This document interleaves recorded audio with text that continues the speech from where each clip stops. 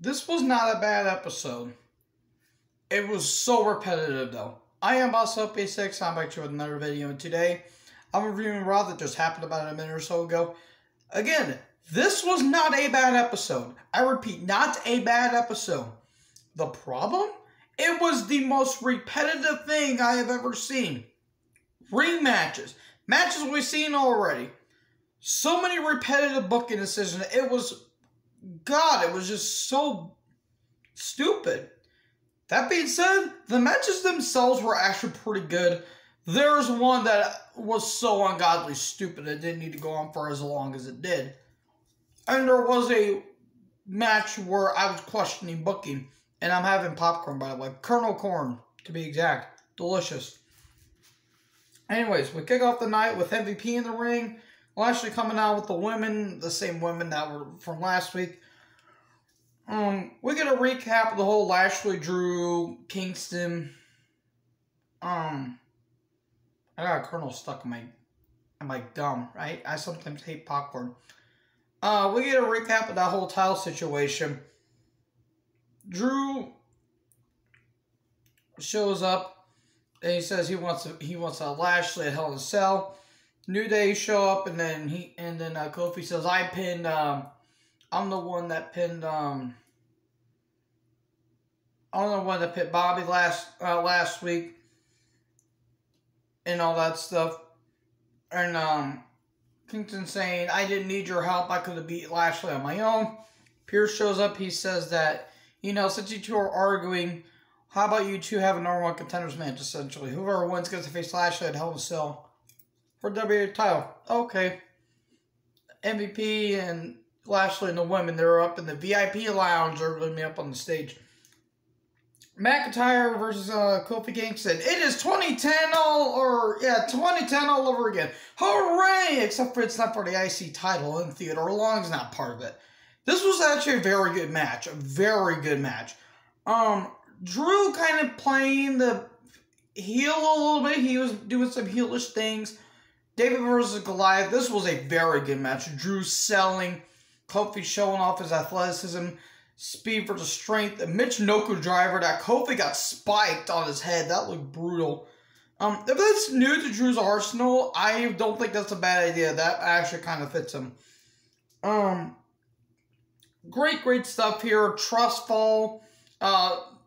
Lashley and MVP, they're like near the commentating. They're like sitting in chairs and all that stuff. And then McIntyre gets in Lashley's face, and then a trust fall from Kofi onto McIntyre that he falls into Lashley and MVP. SOS, kick out, then Lashley and MVP attack and DQ. More on that here in a little bit. So yeah, this was a very good match. This was a good match. Recap of Asuka and Flair last week. Did we get footage of Flair, Ripley, backstage? You know, Ripley saying that, you know, I could be, Flair basically boasting her ego as she usually does, saying that she could have beat Asuka in 2 minutes without Ripley being there. Then Nick Cross shows up. And Ripley saying that I could beat her in 2 minutes. Okay. Ripley's coming down. Then we get an Eva Marie video package. Join the Evolution. Just another one later, but I didn't want to get into it because I didn't care. Ripley versus Nikki Cross. Nikki Cross didn't have an entrance, a TV entrance, and the music. Her new theme is terrible. I love Nikki, but that is a terrible theme. Beat the clock challenge. If Ripley loses in 2 minutes, then she loses the match. Speed versus strength. Nikki got in some shots, but then Ripley took over. Ripley, you know, pounding on, just pounding on Nikki. A woman pounding on another woman. Have fun on seeing that. Or have fun seeing that. I'm not here to judge. But clock runs out. Ripley's distraught. Then Ric Flair's Nepotism Project. Charlotte Flair comes out. You know, all that stuff. And then we cut the break and then we come back and Damian Priest is backstage saying he's ready to get back on the show, back on the road. You know, people are going to see why an Archer event for me. They do numerous, you know, backstage promos with this, you know, hyping up that, you know, the fans are coming back and all that stuff. Which is good for WWE for doing that, but it gets repetitive. So yeah. Flair shows up, again, Priest backstage. And then Adam Pearce is backstage. Droofy. Yeah, that's a weird buddy comedy, or it sounds like Goofy, but his weird, less dumb brother. Let's see, what's the verdict? The verdict is in. We're having a rematch next week. We'll get to that. We'll get to what's gonna happen with Lashley and Drew next week, or Lashley and MVP next week. We got Flair versus Asuka. Why? So Flair can get her win back? That's basically what happened. The match itself was good. I just didn't care. I love Asuka. Her title win was kind of a wet fart in church. Her 2021 has been so god-awful. They are giving her pins that she doesn't need. They're giving her losses. Asuka does not need to be pinned all the time. Give her some wins. Don't make her lose all the time. Make her look like a badass. Do what they're doing with Lashley. Lashley has not been pinned ever since Kofi won for 2.5 months, I believe. 2 or 3 months ago. 2, 3, 4 months ago. That's excluding from what happened last week. Do the same with Asuka, and we wouldn't be having this problem. Seriously. This 2021 has been ass for Asuka. Asuka, if you will. So yeah. Whatever. Match itself was fine. I just didn't care. There was some good back and forth, good exchanges. Charlotte should not be doing the moonsault because she's going to break her legs. Asuka lock, but Charlotte counters it and, you know, gets into a crucifix pin. 1, 2, 3. And then Lashley's getting massaged by women. 5 interracial women massaging a black guy. Have fun on seeing that. Or have fun seeing that. News at 11. Tech guy shows up and he says that, you know, Adam Pearce wants to see you. Okay. Dana Brooke and Mandy backstage talking about they're ready to Flexus in Texas, not Alexis, Texas. Don't look who she is. Don't look her up. She is a model for the adult variation for you young kids. And yeah, that was going to be part of a TV show. They thankfully changed it to Hannah Montana, but sweet Christ, that would have been bad. Flexus, Texas, if you will. Pearce, MVP, and Lashley are backstage. You know, Drew and Kofi are going to have their rematch next week, and if Lashley and MVP interfere, they'll be suspended for 90 days with no pay. Okay. That I'm fine with. I wouldn't mind that. Then we get a recap of the Cedric Alexander and Shelton Benjamin feud, talking about how they started the Hurt Business and then they broke up. Shelton Benjamin versus Cedric Alexander.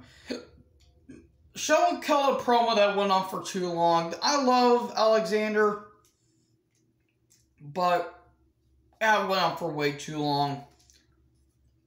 Match itself was okay. You know, Alexander saying, how many years do you have left? You've been here for how long and all that stuff. I'm still in my prime. All that stuff. Goes for the pay dirt. No.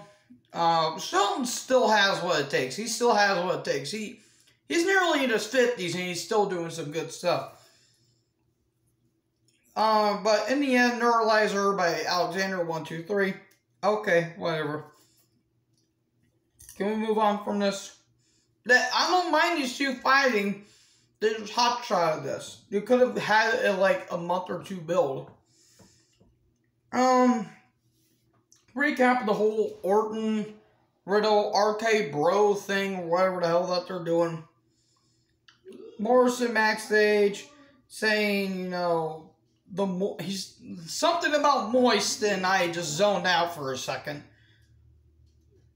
Johnny Drip Trip moist. I need to stop. That's what he said though. So we get Matt Riddle versus Xavier Woods. This was actually a good match. I don't care about Riddle. He creeps me out.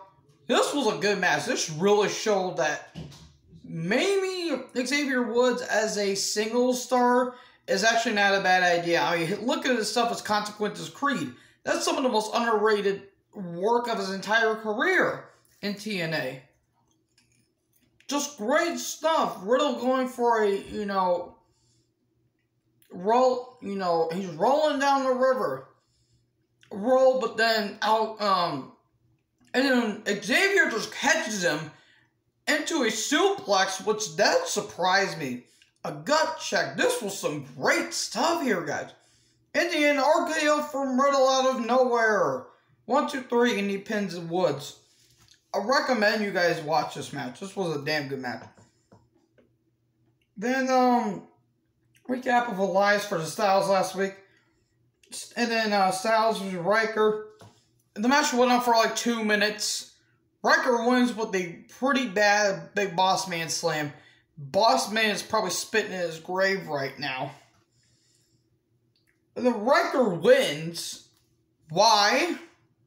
Why does Ryker win? Why is Ryker? That's what I put. Why is Ryker? So, you know, Omos comes down, thankfully. He finds Elias. He throws him in the LED screen. I like Omos. I don't know what they're trying to do with him. He can run. He's a hell of an athlete. I don't think they don't know what to do with him exactly yet. They'll get there though. We get recap of Sheamus versus Carrillo, Humberto Carrillo. You know, of all the attacks and all that stuff, and then show recap of their match happened last week, which Humberto's okay, and he faced Sheamus tonight. That was a bad bump though. That was a bad sunset flip. But before that, Hardy's backstage, you know, saying he's ready to get back on the road again. Hopefully he retires soon. I love Jeff. He's taking a lot of bumps. He's putting a lot of damage on his body. You need to be hanging up the boots here, son. Sheamus versus Carrillo. The match was a bit disappointing. It kind of just came out of... The ending kind of came out of nowhere.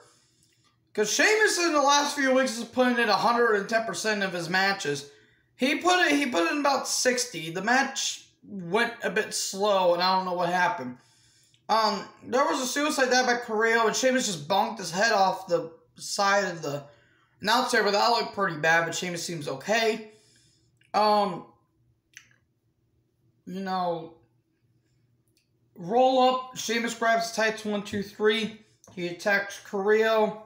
The Ricochet comes out of nowhere. I did a double team. You know, a moonsault from Carrillo and then a springboard 450 from Ricochet. Okay, I don't know what they're going to do here. We're going to have a triple threat at Hell in a Cell. Okay. We're going to recap of the whole women's tag title situation. Where Natalya and Tamina face off, and Asuka, they face off against Flair, Nia, and Shayna, and then the whole corner pyro going off and Reginald getting blinded. Then we had another 6-woman tag on SmackDown. It was Bianca, Natty, and Tamina against Bayley, Nia, and Baszler. And that's where Baszler, you know, tapped out Natalya, and then we get the rematch here. Before that, Baszler, Jax, and Reggie are backstage. You know, Baszler saying that if Reginald shows up, then he's going to get his ass kicked. So he wants them to stay here. We're getting Natalia and Tamina versus Jackson Baszler, women's tag title. I didn't care. This was the main event. Nia Jax and Tamina Snuka main event on a Raw in 2021. That is adorable. I don't mind the women getting the main event here. Why would you have two of the least charismatic and the least, like, the most boring characters main event a show? I love Baszler. I love Natalia. They are doing everything they can to carry these two. It was god-awful. Now, the stuff between Natty and Baszler was actually pretty fine. I wouldn't mind seeing a series of matches between these two because they do have some good chemistry. By the way, Natalia looking great tonight. She kind of let it all out there, though. Just saying. Beautiful, though. So yeah, when it came to Jax and Snuka, that's where everything went to hell. Bad botch after bad botch, which is something those two are known for doing. Nia trying to get a roll-up, but you can't get a roll-up to save her life. Bad strikes. Nia just running around like a headless chicken.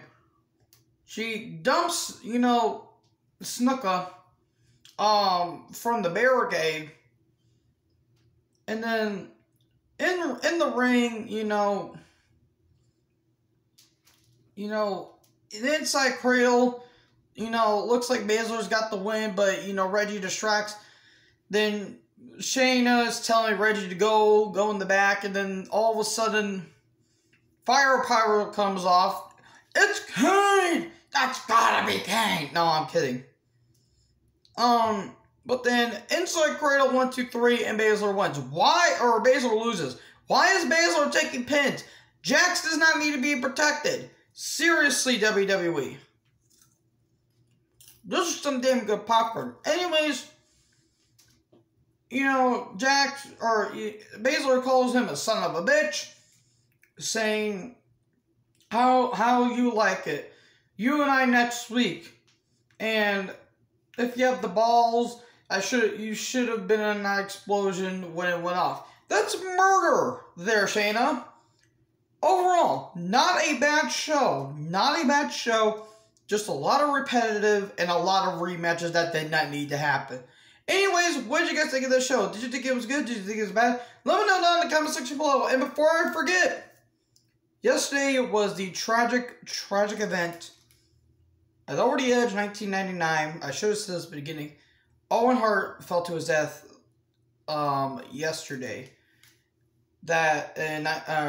Not yesterday. It would have been his it would have been the 22nd anniversary of the passing of the late great Owen Hart. Godspeed, Owen. We love you and we miss you. Very, very gone way too soon. Gone way too soon. So yeah. First of all, I resent your tone. Vince should have been slapped for that. Anyways, let me know down in the comment section below what you guys think of this episode. Did you think it was good? Did you think it was bad? Let me know. I'll talk to you guys next video. Like, comment, subscribe, join the herd. Peace out. This was a terrible intro or outro.